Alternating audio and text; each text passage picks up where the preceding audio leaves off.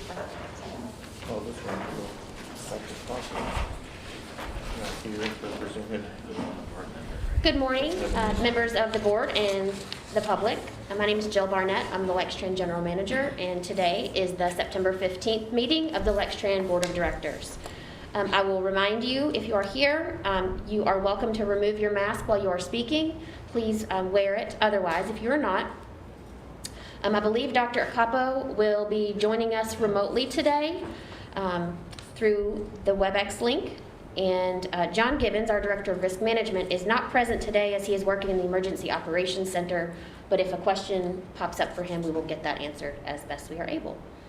I will now turn it over to Harding Dowell, our Board Vice Chair, who is going to chair today's meeting. All right. Can we do a quick roll call for the benefit of all? Mr. Robinson? Here. Mr. Ward? Here. Mr. Motley? Here. Ms. Barnett? Here. Judge Lindsay? Judge Thurston, excuse me. Present. Mr. Chrisman? Here. Is Mrs. Rogers joining us via WebEx? She may be late in person. All right. All right, is there any public comment for today? Seeing none, we'll move on to the approval of the August 21 board minutes. Is there any comment or questions about those? George Ward, move for approval. Second. All in favor? Aye. Thank you. Quick chair's report, and I am indebted to Ms. Barnett for her help with my new and probably singular role in today's meeting. So as an announcement, Ms. Adrienne Takor resigned from the board as required by her new department position as the Deputy Director of Parks and Recreation. We are thrilled that she is continuing to serve our city in such an important way. We congratulate her on her position. We'll miss her by her presence on the board. She has served on the board since early 2018. So in accordance with our bylaws, a new election is needed. I don't just automatically become the chairperson, which is probably wise. And we would request that the nominating committee reconvene within the next 90 days in order to make new recommendations and nominations to this board. Let's see, what's next? Contract negotiations are ongoing, and they will continue later on this week. And the Finance Committee is scheduled to meet on the 23rd of this month. That concludes my report. Thank you.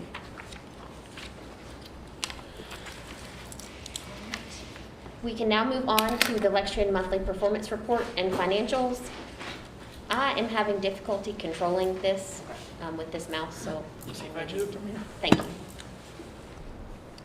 Dr. Acapo did say he is having some trouble, so I believe Alan is going to try to help him.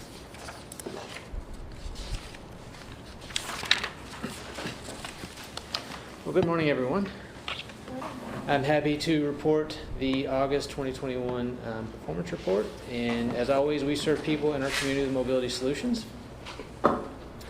So some highlights for August. As you recall, we did have 6 routes that we temporarily adjusted to accommodate a workforce shortage.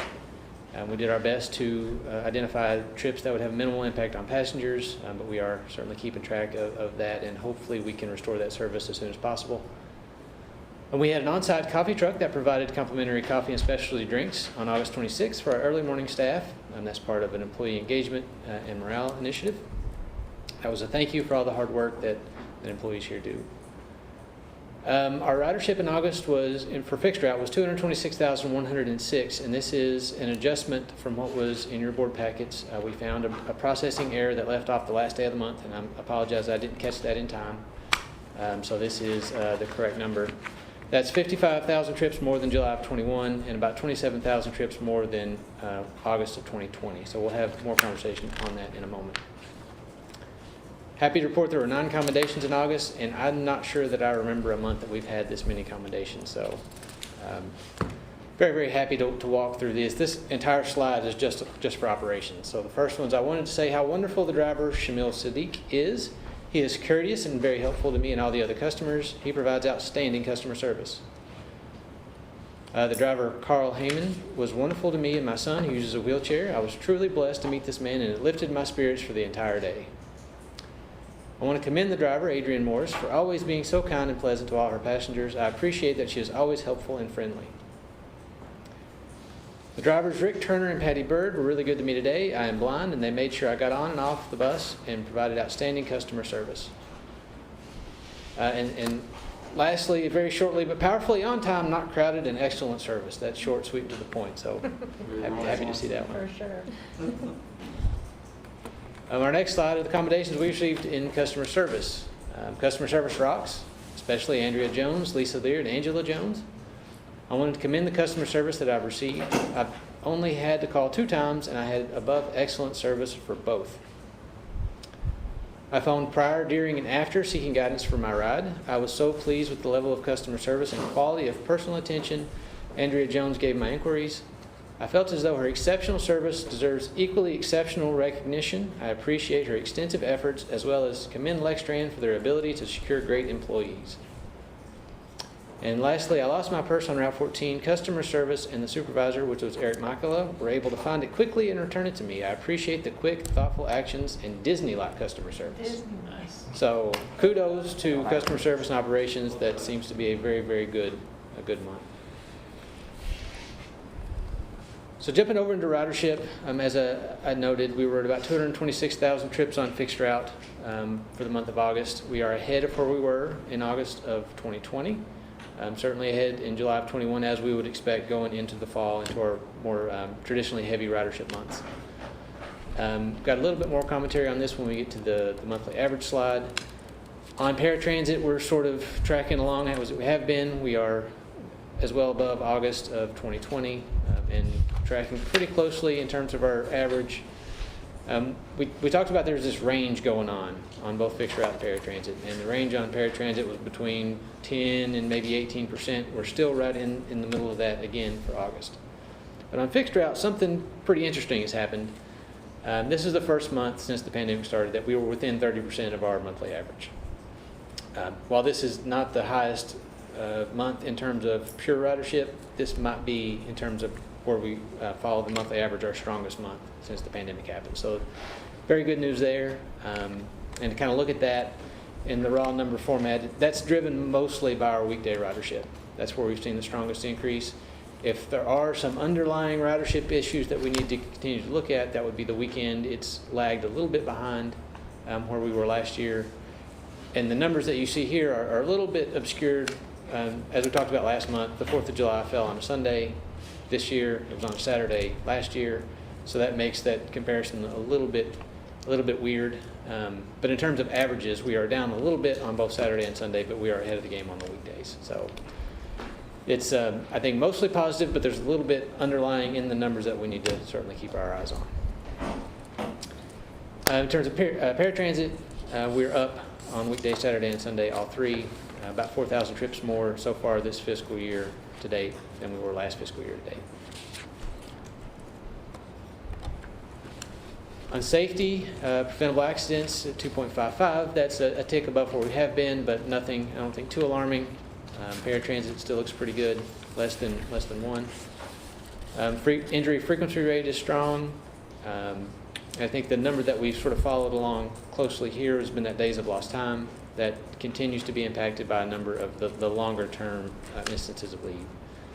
The OSHA reportable workers' compensation claims, we only had 1 in the last month, and that's a pretty good number to report. Then on maintenance, we had 43 preventive maintenance inspections done on time. That's 100%. So we're still, I think the last time that we didn't hit everything was January of 2020. So we're on a pretty good streak here. And then miles between roll calls, we're at about 7,500. That's also a fairly strong number. That's over 8,300 for the year. Kudos to the maintenance team for that. Both of those are pretty strong numbers. So that's all that I have for the performance reports. If there are any questions, I'm happy to entertain those now. If not, I'll pass it on to Nikki for the financials. Thank you. Sit down.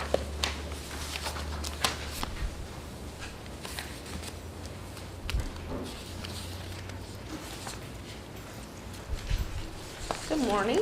Good to see everyone today. When we look at our balance sheet, our cash, now that we see 2 years where we've experienced some of the CARES funding. You see our cash balance is about where it was last year. We do have some funds coming in soon. If you look at accounts receivable, that is larger than it was last year because of bus purchase. So we will be drawing down those grant funds in the next month or so. So the last bus purchase was a little over $1 million. So that's the difference between this year and last year. There's not anything really unusual about the balance sheet this month, but I'll be glad to answer any questions. Okay. I have a question. Uh-huh. It's actually just about the fleet. Mhm. Where are we standing right now with just the total number of buses? Has it increased or is it, have we off-cycle some as we've brought? We are in the process of off-cycling some as we've brought in others to replace, so we're not exactly one for one right now, but we are in the process of decommissioning some of those vehicles. And when we get to proposed agenda items, I'll tell you a little bit more on fleet with that. Okay, our statement of revenue and expenses. As you'll notice, we have fiscal years 22, 21, and 20.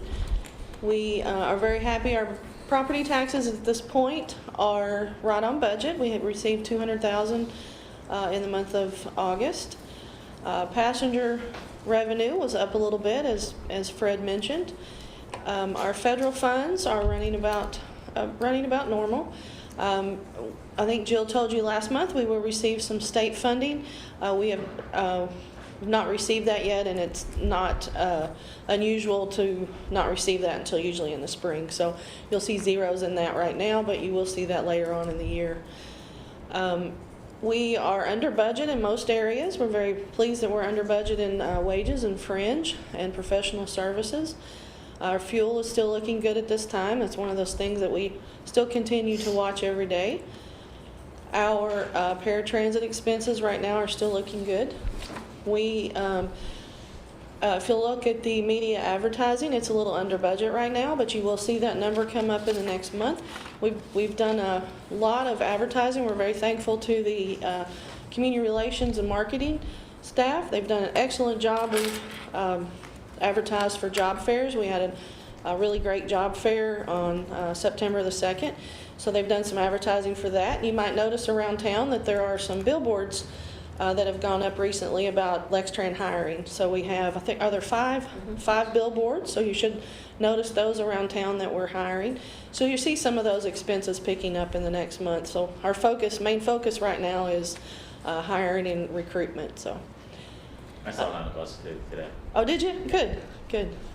Yeah, we're very thankful to work as partners with our community relations team right now. So they've been great to help us. So, anyone have any questions about the revenue and expenses?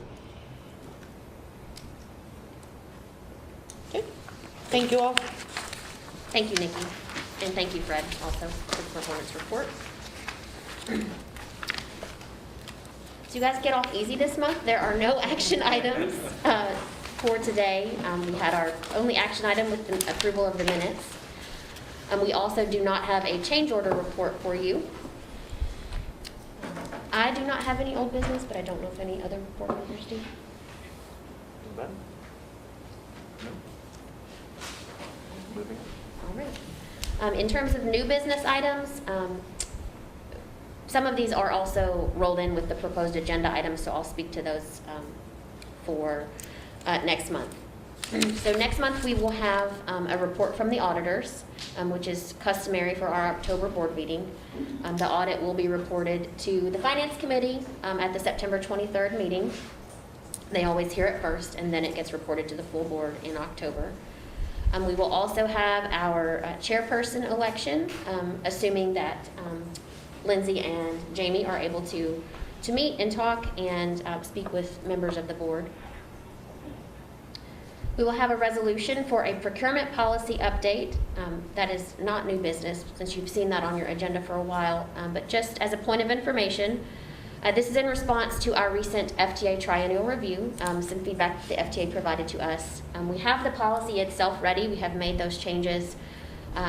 Unfortunately, track changes in the document got a little out of sorts, and so we are working to summarize those changes for members of the board to be able to vote on them.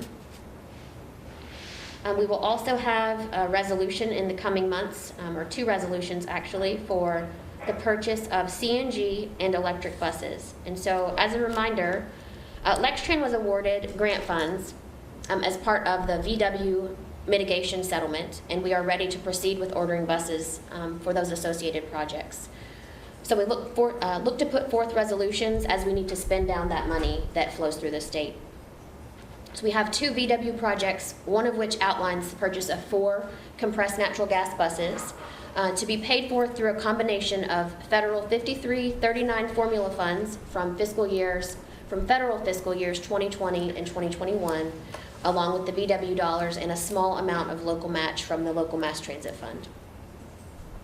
The second VW project outlines the purchase of 2 extended range battery electric buses to be paid for through a combination of fiscal year 2018 CMAQ grant dollars in the amount of $1.38 million and VW as the local match. It's approximately $350,000, just slightly less.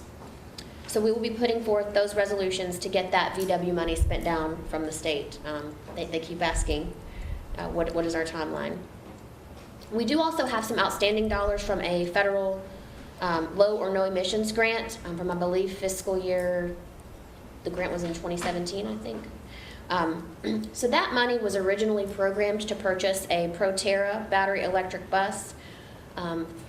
Due to some of the issues that we have had and spoke to this board about with the Proterra vehicles, we have kind of sat on that, but we have requested permission with FTA to switch manufacturers to spend that money, and we did receive that approval in writing. So we will have that in the coming months also.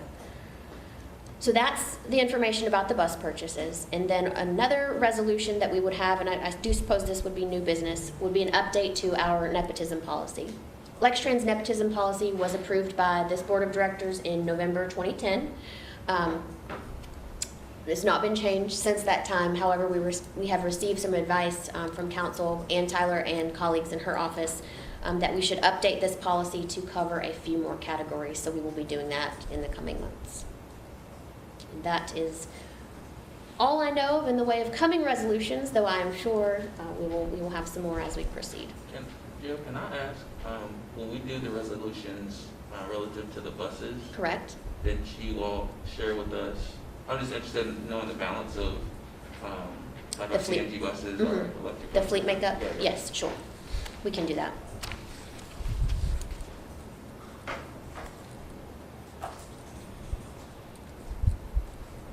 Jill, I think you mentioned this to me in my orientation. There's that particular set of buses that you said, is it Proterra? Proterra, correct. Proterra was the original, Hybrid? they are battery, full, zero emissions battery electric, so they are fully, they were bought as fully electric buses. Okay. We have experienced ongoing issues with Proterra in terms of our charger, which is downtown. Right.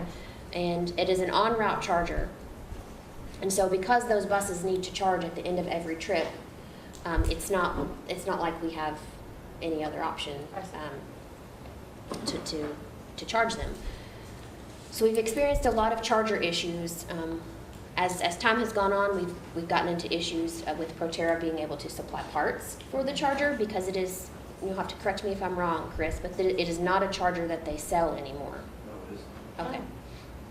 So Chris is here today on behalf of Jim Barrett from our maintenance department. So they don't sell that charger anymore, so we have some issue with getting parts for it.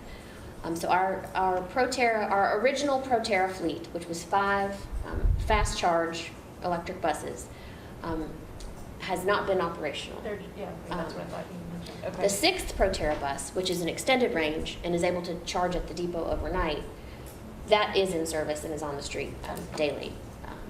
So we continue to work with Proterra and met with them as recently as 2 weeks ago, because this problem with the original buses, which Proterra refers to as their legacy bus and legacy charger, these problems are not unique to Lextran. Sure. That's not helpful when it makes up the portion of our fleet that it does, it's also sometimes difficult to get responsiveness from Proterra because we are a small customer. So Thank you I for have that. let them know that I'm not pleased Yeah. with their support. And that is part of the reason why we requested with FTA to switch manufacturers to a more reliable vehicle and bus manufacturer. So you're not using those 5 buses? Not right now. Do they have a book value of something? They would. I can't tell you what that is today, but we can get that to you for sure. And what makes that difficult, Rick, is that FTA has FTA considers your vehicle to have a useful life. And so for all the time that it's not in Like 12 operation. years or something? Yeah, it's basically adding it on the back end. I am aware that Proterra is advocating or lobbying with FTA to allow properties to retire those buses early. Because of So the- rather than because of having the them sit in a parking lot, we might just write it down as a loss? That's an option. That is an option. Do you know what the larger transit agencies that have Proterra buses are doing with theirs? They've been in similar situations. I talked to Doran Barnes, who's in Foothill out in California, pretty recently because they have the same issue, and they are hoping to lobby FTA along with Proterra to be able to replace those buses or just retire them early. They, being so much larger, they have a larger spare ratio than we do, so it doesn't quite impact them as much when they're not able to operate those buses. But there are days that, they're band-aiding the situation too. It doesn't seem like a very good solution to a problem is to lobby to retire things early that you paid for and expected to use. Yes. We have not done that. We have. By retiring them early, we can just like sell them off then, I guess, right? Or if anyone wants them. If anyone wanted them, yes. We basically, if FTA did not give us permission to do that and we sold them off, there would be money that we owed FTA Yeah. right now. But if FTA, changes the rules basically, because that was a different program, it was a deployment grant, research-based program, we would not owe the FTA for that. Right, but if they don't, then they'll just sit there for Until we're able to a get long them time. operational, Yeah. which requires help from the manufacturer with Mhm. the They're charger. not going to. How many, it's been about 2 months that they came and did some significant replacements to the charger, and within days, the charger essentially caught, we're lucky we didn't catch a city block on fire because the pieces inside the charger burnt. It wasn't on fire and flammable or anything, but Chris showed me the pictures, they're charred on the inside. Does the FTA do anything to hold Proterra responsible for selling faulty equipment and not servicing it? I don't have a good answer for that. In this scenario, did we have a contract with Proterra? Yes, for the actual purchase. Okay. And we had an on-site technician for 1 year, correct? Who was here to provide field service and to help train our mechanics to do some work on those vehicles.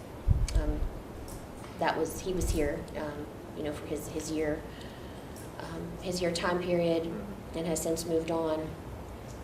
Proterra has also experienced a lot of growth in a really short period of time. And I believe some of that is contributing to the challenge of getting the service that we need from them in a timely manner. But I'm not inclined to make more purchases from them, nor am I pleased with the service we receive.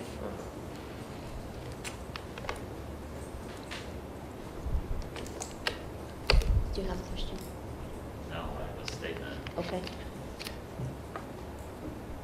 So, somehow, somebody needs to take a leadership position. And I don't know if it's through your association, Mm-hmm. probably would be. And the FTA needs to take some action because that's a lot of money that they spend. Mm-hmm. And it's a lot of money that we spend matching it to get those buses. And for them to have a useful life of how many years? 12. No, what, I mean, what have we been Oh. able to actual? Oh.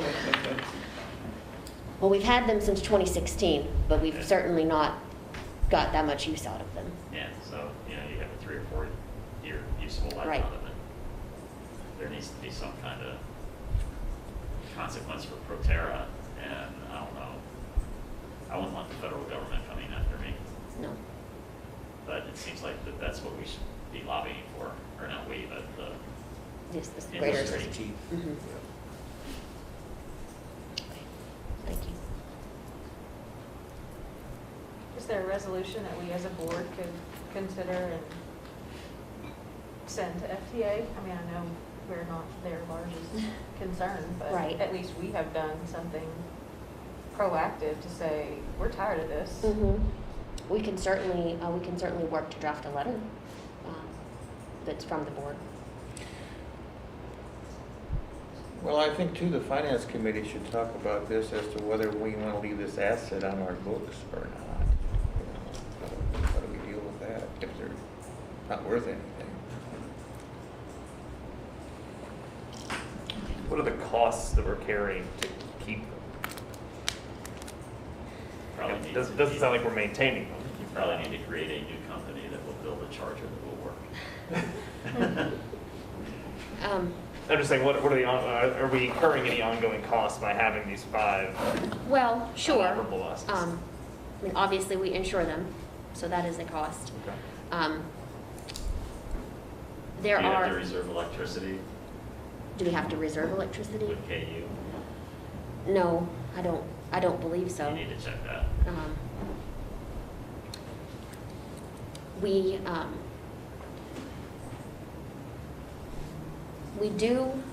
We are able to pull them in to the garage and give them a low voltage charge, enough basically to see that the bus runs, Okay. but it's not enough to put it out in service. Correct, Chris? That's correct. Okay. And there is at least one of the buses that has additional issues of its own that we can't even do that with right now. Okay. So once the charger, the en-route charger that would fully charge the bus is functional, if or when that time comes, there is probably additional maintenance costs with that vehicle because there's some parts that it will require, but we can't properly, But not Properly done. currently. Yeah. no. So right no. now, they're just sort of Yes, and then we also have, fixed, dead, uncreative assets. yes. And I'm just trying to see if we're creating any real significant drawdown just by having them. There's also a charge with KU just for having the en-route charger. Okay. Sort of, I would sort of equate it to what your meter charges at your house. Mhm. So similar to that. I assume we're depreciating them, so that's a cost, Mhm. that's an expense, which we could, yeah, another thing, Right. what we want to. Nikki, did I miss any, Nikki or Chris, did I miss anything? Ways in which those vehicles do cost? Okay.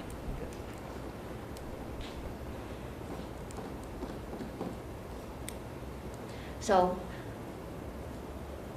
I see them out my window every day, so it is They're top of mind. not a happy moment to see that.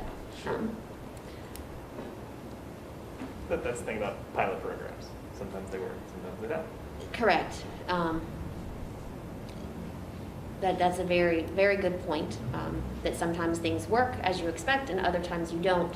What I have not been pleased with, on behalf of the manufacturer and the part of FTA, is, when you try something and it doesn't work, you have to change and adapt to figure out what's going on, and I wish they would have done more to manage those things. But Byron has also experienced this in other places he's been. He was in Greensboro, which they had the same issues there. So in this room, Proterra does not have the best reputation. I'm getting that sense, and, yeah.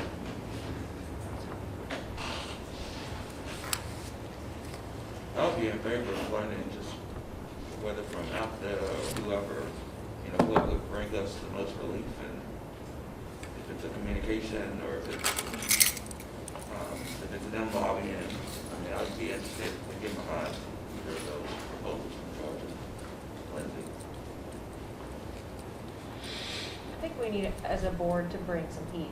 I don't know if it's just gonna go in somebody's file, but at least we will go on record saying, we are displeased, and we need something done. Okay. Am I correct in understanding that FTA provided the bulk of the funding for us and other agencies to purchase these buses? Correct. Okay. So I assume that there's a knowable figure as to what it would cost for us to, because essentially we've got a fleet that has it's five short of what it should be. Yes. And there's a knowable cost for what it ought to be for us to replace these unperforming buses. Mm-hmm. And that seems to put a real, How do you book the asset when, like, most of the money comes from the federal government? In our system, when we book things, we can break it down, whether it's federal, state, or local funding. The Proterra buses were 100% federal funding because we had a toll credit match, so it was about $5 million. Which we have as an asset on our books? Yes. Okay. Yes. So if we did dispose of them right now, like she said, without FTA's approval, we would owe FTA about $5 million. So. the way I look at it, they owe us $5 million in buses. I agree. I agree. You asked the question if we had the contract with Proterra. This is purely my opinion and doesn't matter in the grand scheme of things, but if I were in FTA's shoes, I would be concerned about the contract that they had with Proterra to uphold this commitment to all these transit agencies. They should have attacked that years ago, sounds like, or whenever this started happening. That makes sense to me. FTA is familiar with this problem. I'm not sure, like she said, they've had complaints from other agencies, as Byron mentioned. I'm not sure how far they've taken it. They did understand when we did not want to purchase a Proterra, and they approved the purchase of a Gillig instead. So they did approve that, and they had, they have knowledge of it, but how far up the chain that goes, I'm not sure. So that was an approval of, I may have this wrong, that was approval from the FDA to use funds that were earmarked for a Proterra bus that we said we'd really prefer to use these dollars to buy a Gillig bus? Correct. Okay. The lower no emissions grants are a little bit different. When you write them up, you don't have to do the normal RFPs like we do with regular grants. You form a partnership with like a bus manufacturer and maybe somebody who's going to help you. We had a consultant, CTE, who did all the reporting, the data side of it. And so you go into that knowing who your partner is. So the grant was wrote specifically for Proterra. So that's why we had to get permission. Gotcha.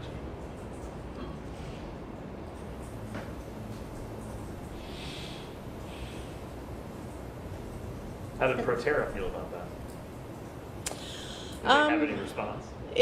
When we did that grant, it was a common thing. Proterra was the way to go at the time. So Right. that was back in 2014, I think, 2015. The grant was awarded in 2016. I think the idea came around about 2014. So that was the way to go back then. So. Sure.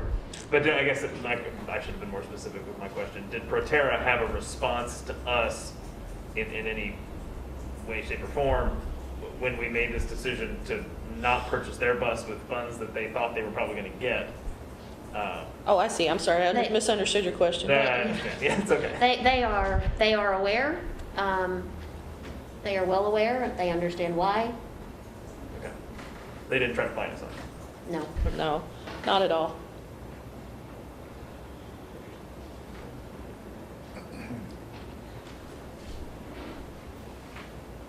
Does anyone have any good news? That's not a very rosy topic on which to end our meeting. Sorry about that. Can I Well, change the I mean, it subject? Certainly. It really didn't cost us any cash, and if we, I mean, it's a cashless transaction, so, I mean, it's not horrible. What it cost us was Well, it was 100%. fleet modernization. Yeah. Right. All right, changing subject. Okay. And this is a question. I think that there is a work session scheduled in October. Yes. And last year, we elected not to have that because it's usually about the audit, right? Correct. And we thought we'd have enough time to do that during the regular meeting. Mhm. I'm not going to be able to attend the work session, Okay. so we should probably think about, I think, we need to have that because Okay. the finance committee does very thoroughly go through the yeah, audits. Yes. I don't think it's necessary.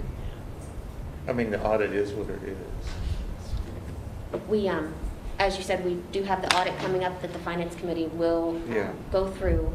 One thing upcoming that we will have, that we could use the work session for, or we can save it until the November meeting, is a report from the consulting team that has been working on our comprehensive operations analysis. So it's a more operational update for this board, but certainly can save that for November if you would like to do so. I did not want to weave that in with the October board meeting because as you see from the agenda, proposed agenda items, we have some items that will take some time. So I didn't want you guys to be stuck here for a 2-hour meeting. But we'll certainly hear your comments about the October work session. So I'll talk more with you guys. I think you also are not able to be at the November board meeting, is that I correct? think that's right. Which that brings up a good point, George. I am going to send something out to members of the board to check on your availability for the November meeting because I believe as it is scheduled, it is in conflict with the Commerce Lexington leadership trip to Austin. So I will send out a note to members of the board. Thank you for reminding me of that, George. I'd just like to say that I personally, I'd like to spend some time with that operational update. So if it's something where there doesn't feel like there's a light board meeting coming up between now and the end of the year, Mhm. I would advocate for a special meeting Okay. if one needed to be called to spend that time. Okay. And the operations update will not necessarily, let me rephrase what I was going to say. A work session is not a time that the board needs to take any action or can Right. take any action, so we can always move a work session that's currently scheduled in October to a later date. Gotcha. So in your current acting role as chair, we'll talk more about that. Sounds like fun. This is how I plan my takeover all along. All right. Okay. Do we have any need for closed session? I do not unless any members of the board. Can I ask one more question? As far as number of board members go, Mhm. how many are we down right now? We are officially down one, Just one? and that is Adrian, Okay. who had to resign. Yeah. Yes. Mr. Chrisman's term is expired. However, he has agreed to continue serving until someone else is appointed, which is in alignment with our bylaws and the state statute. So, Yeah. because he wishes to complete his term, we will be looking for 2. Correct? Yes. So, Okay. and I do believe City Hall has a couple of applications, and we can talk with them. All right. Very good. Okay. I think I would entertain a motion to adjourn. This is Christian, I'll make a motion to adjourn. Second. Lindsay? All in favor? Aye. Aye. Thank you all. Thank you.